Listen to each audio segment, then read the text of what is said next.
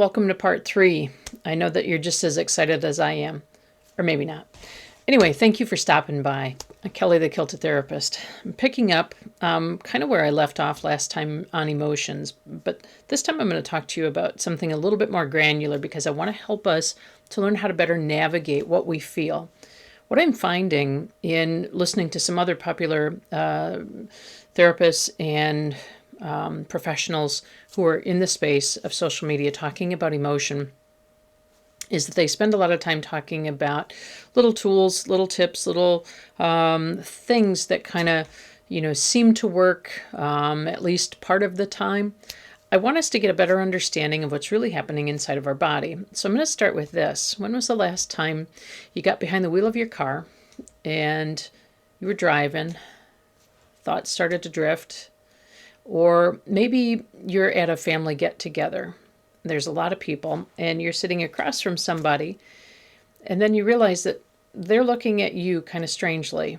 Or maybe they comment that they can see something in your body language. Or maybe you're at work and you're sitting in a meeting. This happened to me last week. Something was mentioned about making a change to something that was happening in a much larger group. I know that sounds really cryptic, but I'm really being cautious here because privacy in that group is kind of important. And as I was sitting there, the look on my face apparently spoke volumes because what I was feeling inside was, are you freaking kidding me? You can't be serious. Why would you think that this is okay? My face gave it away. But what I was feeling in that moment was a little bit of irritation, a little bit of frustration, but the deeper emotion was kind of icky. Not so much anger, as much as anticipation, but anticipation in a way that this was not good. So you can see, though, because the person called me out and said, you have something to add. And I said, I can already hear how bad this is going to go. And some discussion ensued. But here's the crazy thing. When we think about what we feel, often we give it the subjective feeling label. So I'm going to let you in on a little secret. And I'm going to be quoting from David Anderson, who wrote the book, The Nature of the Beast, How Emotions Guide Us.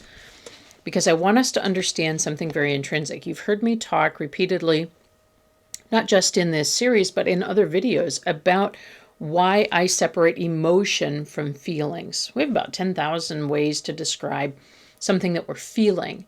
It's a very subjective experience because when that emotion shows up and we become aware of it in our conscious brain, watch my 3-part series on the subconscious, when we become aware of that, suddenly we have, so to speak, a lens that filters that and says, these are the things that make sense to me.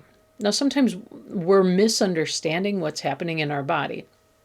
So let me explain. I'm on page 37 in the chapter 2. And David says, quote, when I talk about emotion in this book, therefore, I'm not using the term in its everyday colloquial sense to refer to subjective feelings.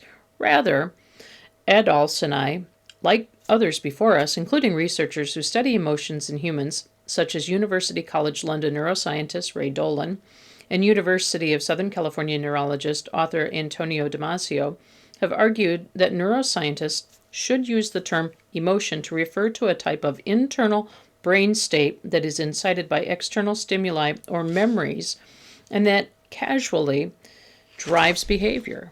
And then it goes on to say on page 39, in contrast, we should reserve the term feelings to refer to our subjective, conscious experience of that internal state. According to this view, feelings arise from our brain's perception of its own internal state. This is a form of metacognition. Metacognition is being aware that you're aware of something that's happening. And he goes on to say, of which we have a conscious awareness. Because a subject's feelings can only be assessed by verbal report. How the brain encodes feelings can currently only be studied in people, but we can and do study various kinds of internal states in both humans and animals. And then he goes a little bit further down. He talks about the freeze behavior in rodents, including the amygdala. Now, here's the interesting thing. Fear and anger can be measured in other types of entities besides humans. In his chapter, the chapter is called The Iceberg Below the Tip, which is why I subtitled this episode that way, because I want us to think about the internal states. And when we think about an internal state, this requires us to get really quiet and really still with ourselves without the external stimuli. And when I'm saying external stimuli, the phone's not in our hand. We're not looking at YouTube. We're not listening to music. We're not doing anything to distract us. We're just sitting and being present with ourselves. Now, the caveat to this is that I've told you before, clients come in and they tell me, I'm anxious, I'm depressed. I looked at my symptoms on YouTube, or I looked up my symptoms on the web, and that's what I have. So that must be it. That's a subjective description of something that's happening to you. Now, here's the interesting thing. Low mood, anxious thoughts and moods can be pervasive, and we're not even aware of it. They reside in the subconscious. There is an underlying tension that shows up. Now, if I contrast that, last summer when I got ready to go meet up with my best friend and her husband and my Padre pals in San Diego, for about 3 weeks, inside of me was this anticipation. Now, notice that I'm saying anticipation, not anxious, because the word can mean both positive and negative aspects of ourselves. Now, I referenced this before when I said my first experience at getting on a very big roller coaster with a friend many years ago. The anxiousness that I felt limited me and kept me from getting on the roller coaster. And then a few years later, I'm working at SeaWorld and we get to ride all the roller coasters that we wanted to. I got on a roller coaster. Didn't have a problem with it. So what happened? Well, the difference is that I was in a different state of mind. The second thing that happened was I had become aware of the need to overcome the fear by confronting it. Now, this is a difficult thing for a lot of people, particularly right now, and I'm not exactly sure why that is, because I think when Daniel wrote this book, I want to say it was in the 90s. Oh, no, it was 2022. That's surprising to me. I'm not sure that a strict examination occurred of what happened to people when they experienced fear, crippling fear. And if you're a person who looked at the period of time from 2020 to 2022 and a half, June or July of 2022, you may want to turn this video off right now if you're going to label me a conspiracy theorist. I'm not going to describe a conspiracy. I'm going to describe what happened to a very large number of people as a result of something very simple. So I'll give you a few seconds if you want to just click off. Okay, if you're still with me, follow me here. Here's something that happens. When I just told you how Daniel references what an emotion is, it's an internal state. And you'll recall that in the last episode, I talked to you about the fact that fear is a core emotion. Fear can be crippling, but fear shows up in a set of feelings that we describe. And sometimes we have difficulty putting a label to fear because we'll deny that it's fear that we're feeling. Now follow me here. And this is why I told everybody else, turn us off. So if you'll recall, in about 2019, we started to hear a lot about people getting sick all of a sudden in Italy. Then a short time later, a lot of people are getting sick in a lot of parts of the world.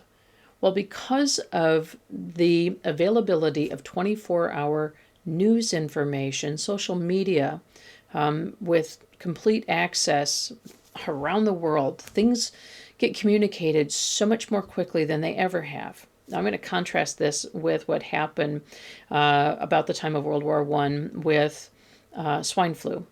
No, I'm sorry. I think I'm saying that wrong. There was a flu that went around at the time of World War I that killed more soldiers than were killed in battle.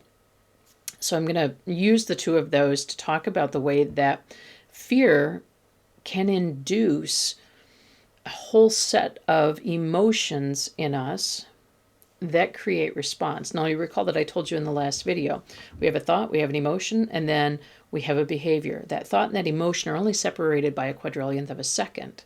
So if I look at my notes here, one of the things that happens, and Brian Stater talks about this, people who report depressive or anxious thoughts and moods have a tendency in their brain state functions to control the way that information from the outside world is interpreted by the brain and converted into action. So think about that for a minute. We're interpreting information. What was the first thing to fly off the shelves in grocery stores? Toilet paper. What was the second thing? Water. Why? Why those things? And when somebody asked me about this, I really had to think about it for a minute. But then I realized exactly what that was. Because people recognize when you've got the flu, you're in the loo. It's coming out one end or the other, and often both. And it's something that's pervasive, meaning it happens a lot. So when we think about that, what happened there? There was an external stimuli that created an internal response that was filtered through our lens of experience that says, well, I've had the flu before. I know what that's all about. I don't like that. So let me do this to protect myself from that. And then we were told you could be inoculated. But first, we were told you needed 6-foot distance. We were also told that you needed to wear a mask.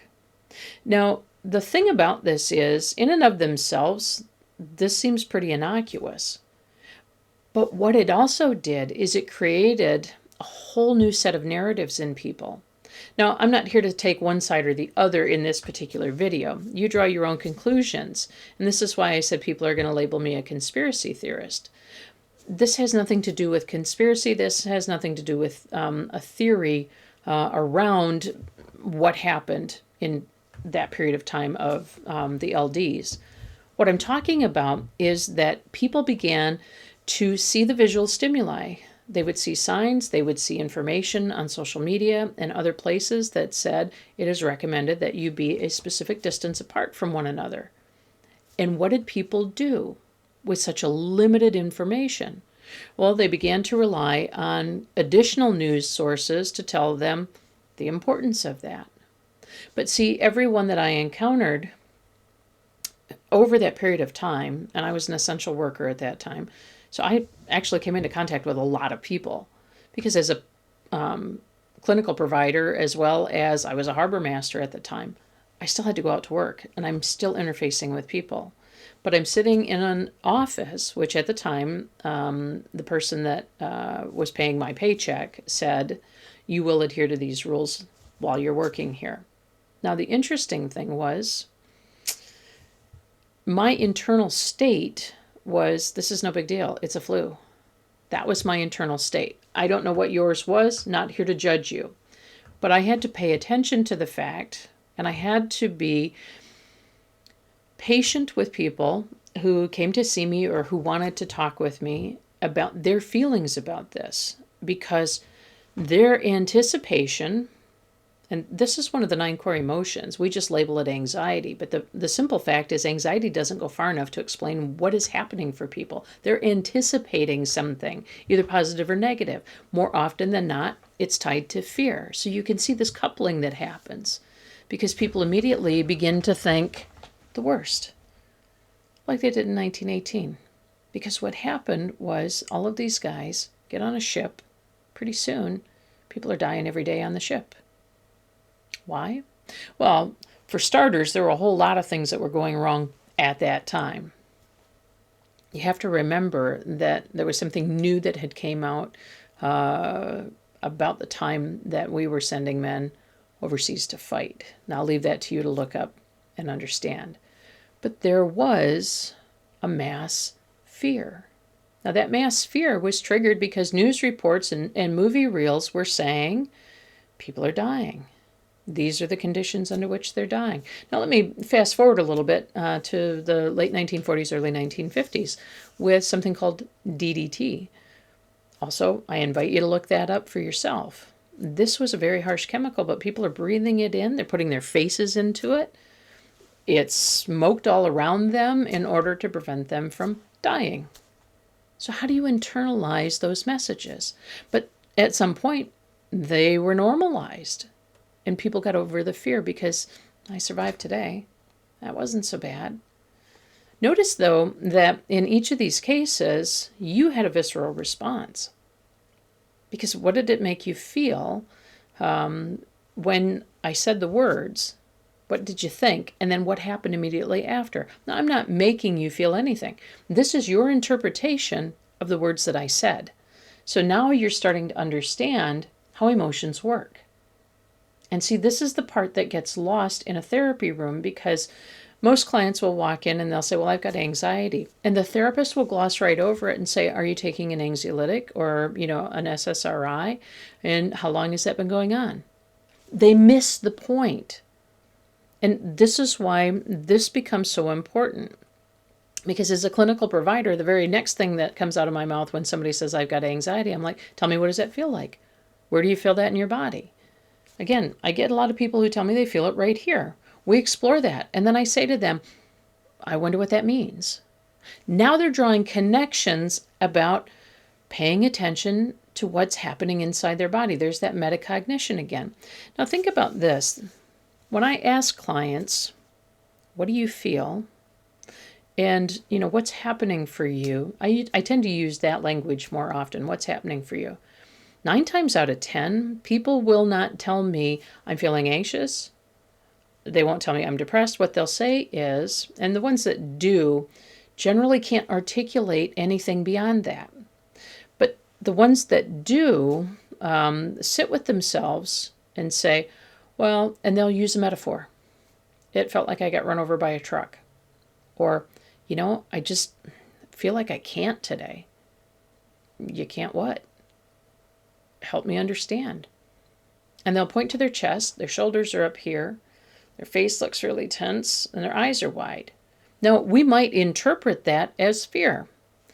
But here's the kick in the pants. That might not even be fear.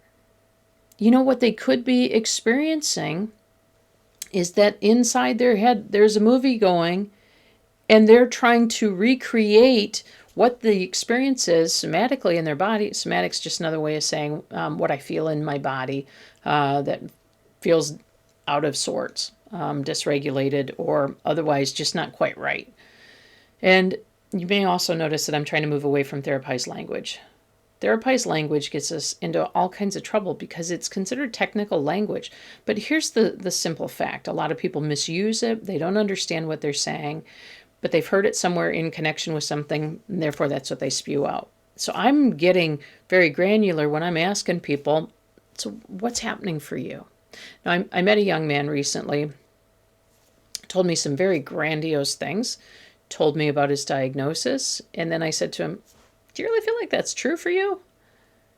And he went, well, I've been hospitalized. Okay, so you were hospitalized, but what was happening with you, inside of you, before you got hospitalized? And he goes, nobody ever asked me that. And I said, what does it mean to you when you start to notice? And he described a pattern of behavior. Because he'd already told me, well, I was doing this and this, and I'm really trying not to do that again. That's his presenting problem, to not do that again.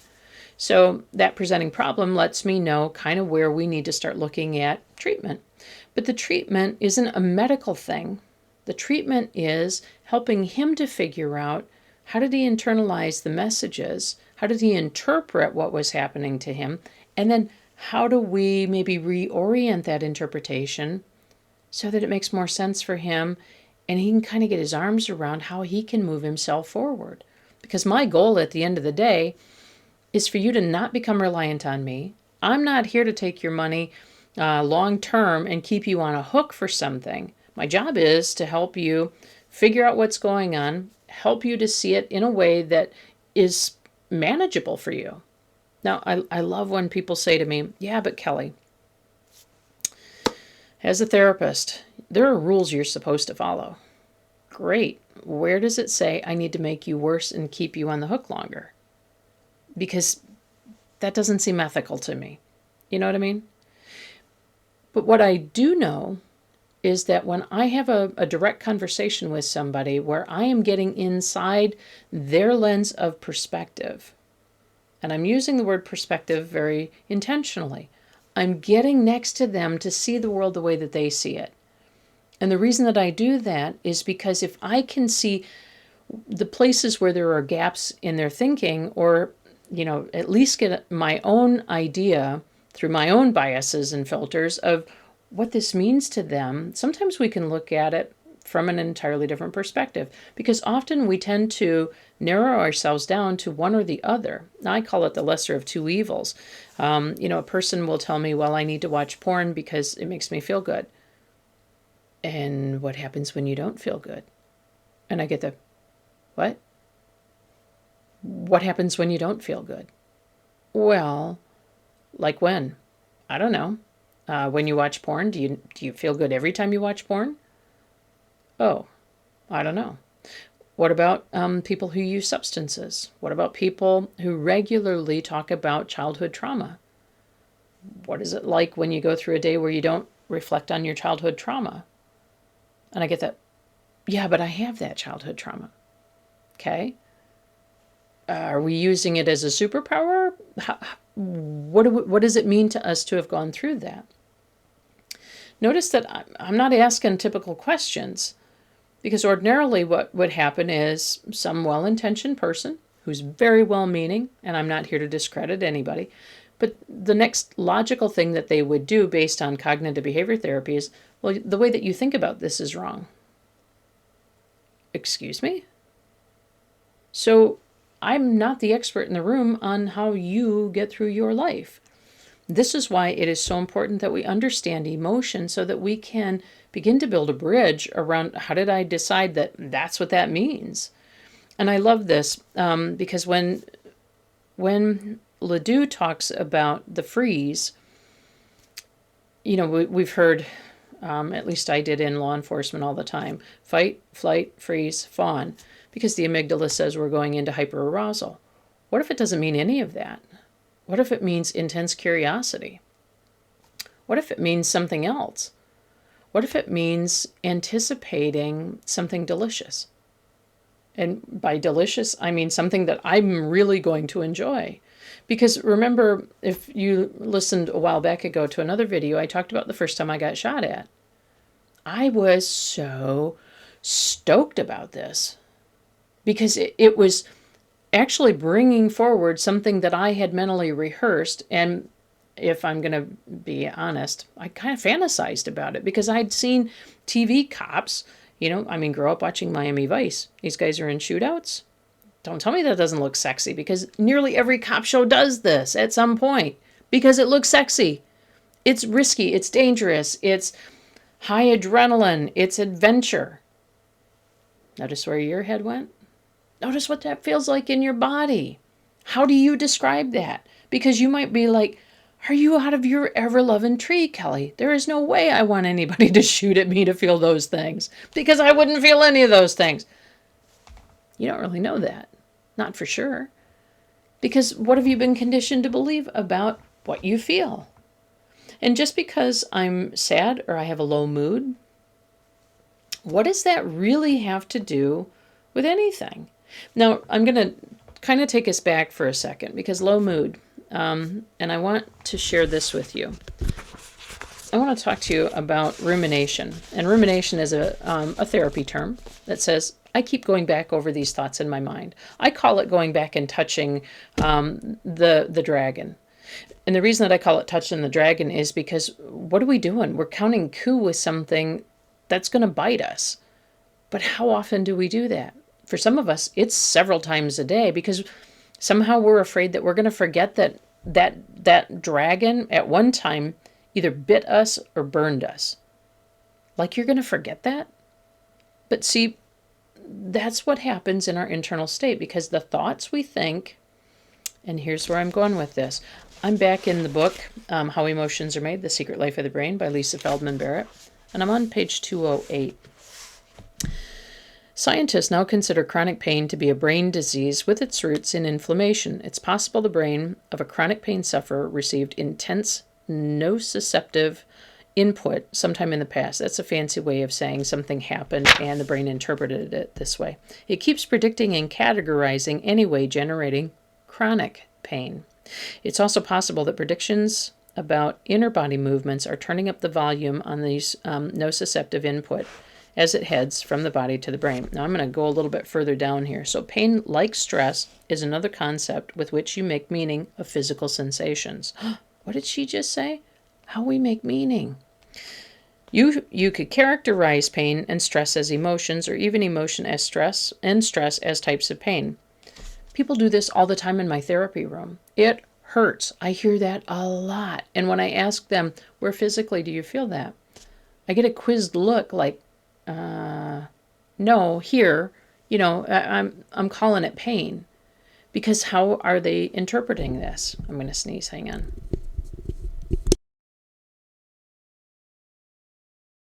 Excuse me. So think about it from that standpoint, because she goes on to say, I'm not saying that instances of emotion and pain are indistinguishable in the brain, but neither has a fingerprint. If I scan your brain while you're having a toothache, and when you're angry, the scans will look somewhat different, but then if I scan your brain during different instances of anger, they look somewhat different too. Different instances of dental pain will likely vary as well. This is degeneracy. Variation is the norm. Emotion, acute pain, chronic pain, and stress are constructed in the same networks, the same neural pathways to and from the body, and most likely the same primary sensory region of the cortex.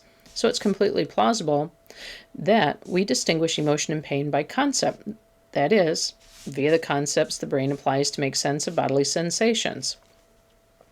And then she goes on to say, chronic pain is likely a misapplication of the concept pain by your brain, as it instructs the experience of pain without injury or threat to your tissue. Chronic pain seems to be a tragic case of predicting poorly and receiving misleading data from your body. Now, why is that important? A couple of reasons. And let me get a couple of these books out of my way. The reason that that's important is because we live in an environment where the strain on us and stress on us is now existential, meaning outside of us. It's things we think about. We're worried about money. We're in a tough economy. I don't care what anybody says. This is a tough economy. Remember, I'm the conspiracy theorist here. Second thing is relationships. We have trouble connecting in meaningful ways and with significance. There's very little depth in a lot of our relationships. Why? Because Rona taught us we stay home, Netflix, and chill. It's just easier. I don't have to get dressed. I don't have to put any effort in. I call it intellectual laziness, because what is it inviting us to do? Avoid. What are we avoiding? Thought, emotion, behavior. What is the thought? What is the emotion? If I go out in public, people are judging me. If I go out in public, I don't like to be bothered by crowds. I don't like to wait in line for my food. I don't like whatever the list is. Or maybe it's just too much effort because I've got all of these other things on my plate that I'm worried about. So I sit on 2 boards and I have a full-time practice. And up until very recently, I was my mother's primary caregiver. My mother has dementia. She's 92. Now at stage 6 dementia, it's a lot of work because I was coordinating 2 schedules. I was coordinating grocery shopping and all of the other chores that I would normally have to do, but trying to coordinate that with caregivers.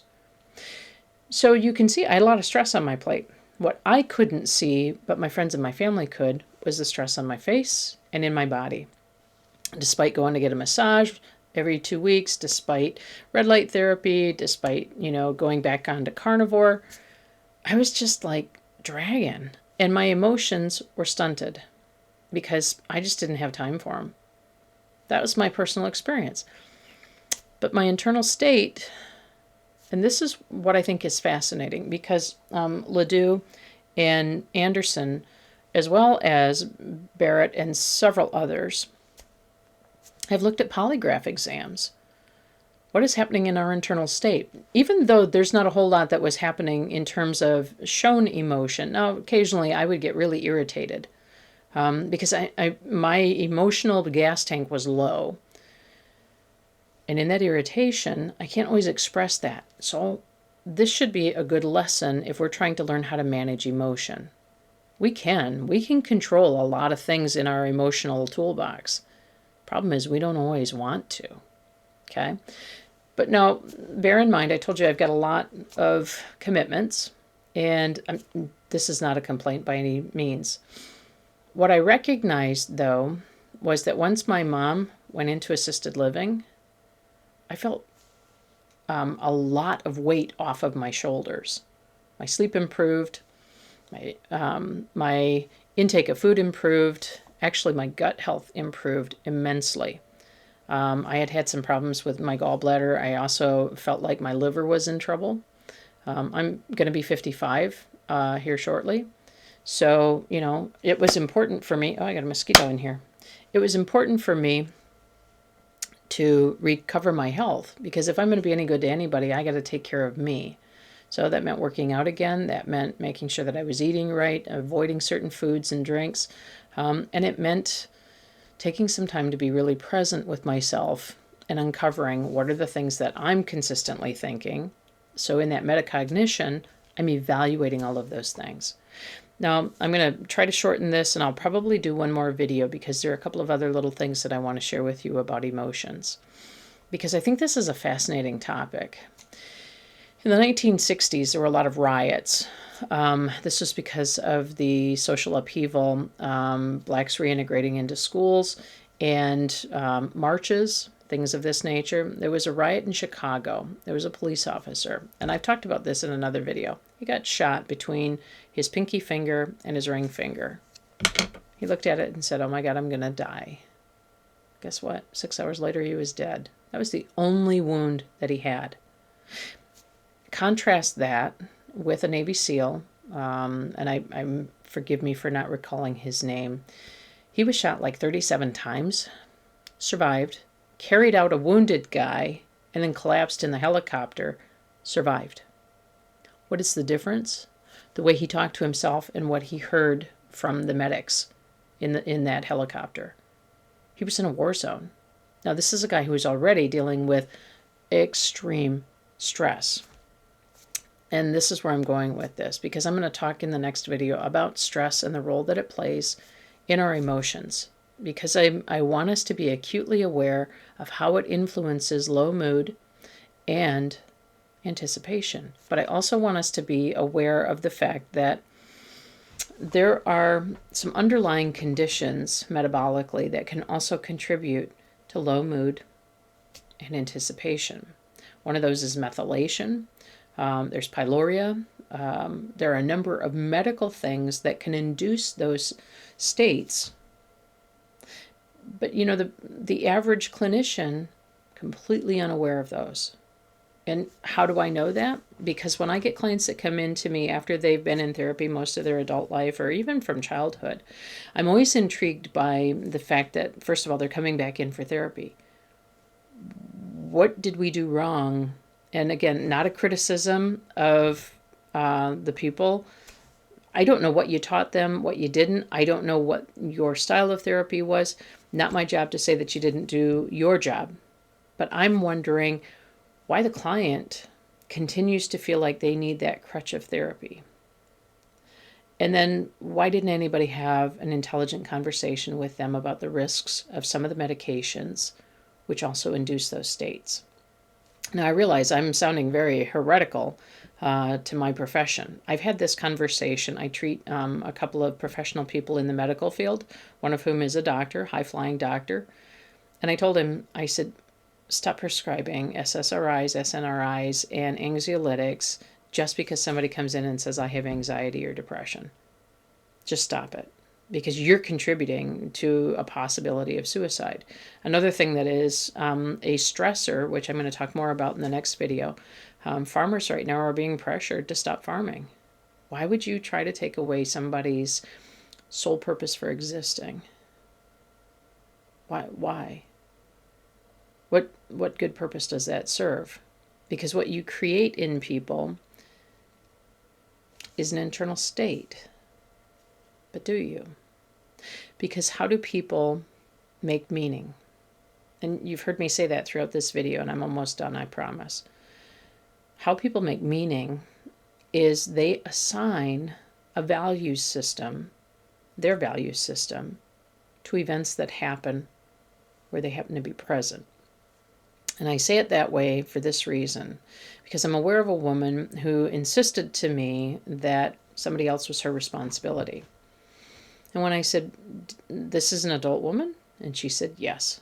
And I said, did this woman ask you to take an assertive and active role in her life? Well, no, was the response that I got. So you can see that's challenging, because now we're overactive in somebody else's space. So now the question became, what does it do for you to take on the role of caretaker for this person? And again, my language was specific. It's a confrontation, which is what I'm supposed to do. She didn't like it. In fact, she quit me the following week and found another therapist. I don't know what her meaning making was around any of this, but she didn't like that I challenged that she's doing something that she sees as vitally necessary for another adult who didn't ask for this. So what does that mean? I don't know. She knows. And something that I said clearly challenged her to the point that she said, I don't think you're the right fit for me. And that's okay, because I'm not for everybody. Talk therapy's not for everybody. There's some people who like to go in and they just want to hear, I'm a saint because I do whatever. Or they want to hear, I'm a good person. I'm not that person. I'm not here to validate you that way. And I'll tell you why. Because if you're doing things that are hurtful to other people, I can't validate that. Because they have just as much right to live their lives and make bad choices. I know somebody who continually makes bad choices. And when I see him, the last time I saw him as a client, he came in, sat down, described his bad choices, and then said, but I think I'm really a good person. And I said, I don't understand. How are we connecting this bad choice with you being a good person? What does that mean? Sounds like a judgment. In truth, it's not. In truth, I'm trying to understand, how did we get there? What is that nexus? He couldn't answer me. So that's not a bad thing. And don't think that I'm condemning him. I'm not.